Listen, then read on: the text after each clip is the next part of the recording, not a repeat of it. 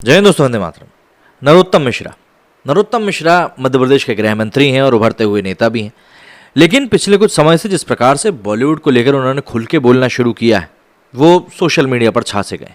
सबसे पहला तो उनका वो इंटरव्यू था जो कि उन्होंने बरखा दत्त के साथ दिया था, जिसमें कि उन्होंने खरगोन में हुई हिंसा को लेकर बातचीत करी थी, जिसमें कि उन्होंने बहुत बेहतरीन तरीके से बरखा दत्त को जवाब दिया था। और अब हाल ही में उन्होंने शबाना आजमी, टुकड़े टुकड़े गैंग और पता नहीं किस किस को निशाने पर लेते हुए कहा है कि ये लोग सिर्फ एक ही तरफ की बात करते हैं और दूसरी तरफ की बात करने की जहमत उठाते भी नहीं है। जाहिर सी बात है, नरोत्तम मिश्रा काफ़ी सारे मुद्दों के ऊपर वैसे भी खुल के बोलते रहते हैं और बॉलीवुड तो उनका पसंदीदा है, क्योंकि जिस तरीके से वो बॉलीवुड को आड़े हाथों लेते हैं, मतलब वो बिल्कुल भी उनको रियायत नहीं देते हैं और सीधे तौर पर एक्शन की ही बात करते हैं। मध्य प्रदेश के गृह मंत्री नरोत्तम मिश्रा ने लिबरल गैंग पर निशाना साधा। एक प्रेस कॉन्फ्रेंस के दौरान मंत्री नरोत्तम मिश्रा ने शबाना आजमी, जावेद अख्तर और नसीरुद्दीन शाह तीनों को ही टुकड़े टुकड़े गैंग का स्लीपर सेल कह दिया। बॉलीवुड में काम करने वाली शबाना आजमी ने हाल ही में बिल्किस बानो गैंगरेप के दोषियों की रिहाई को लेकर नाराजगी जाहिर करी थी। इस पर जब मंत्री नरोत्तम मिश्रा से सवाल किया गया तो उन्होंने कहा कि शबाना आजमी, लेखक जावेद अख्तर, नसीरुद्दीन शाह टुकड़े टुकड़े गैंग के स्लीपर सेल है। गुरुवार 2 सितंबर की प्रेस कॉन्फ्रेंस में एमपी के गृह मंत्री नरोत्तम मिश्रा ने कहा कि शबाना आजमी को बिल्किस बानो का केस तो दिखाई देता है, लेकिन राजस्थान में कन्हैया लाल की हत्या दिखाई नहीं देती।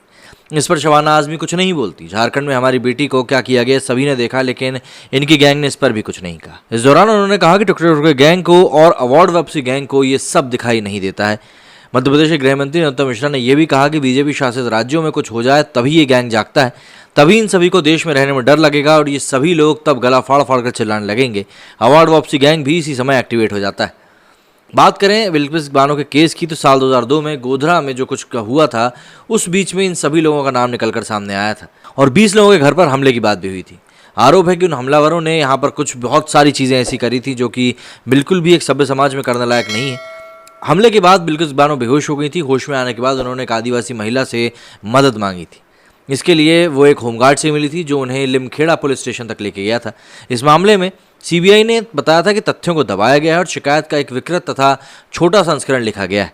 सीधी सी बात है, यहाँ पर कई सारी बातें इस समय ऐसी हैं जो कि नरोत्तम मिश्रा के इर्द गिर्द चल रही हैं और जाहिर सी बात है उनको लेकर इस समय जो उठापटक हुई है उसमें भी काफ़ी सारी चीज़ें ऐसी हैं जो कि तथ्यात्मक रूप से सामने आई हैं। आपका इस बारे में क्या कहना, मुझे कमेंट करके ज़रूर बताइए। मेरे स्टूडियो फिलहाल नहीं। जय हिंद, जय भारत।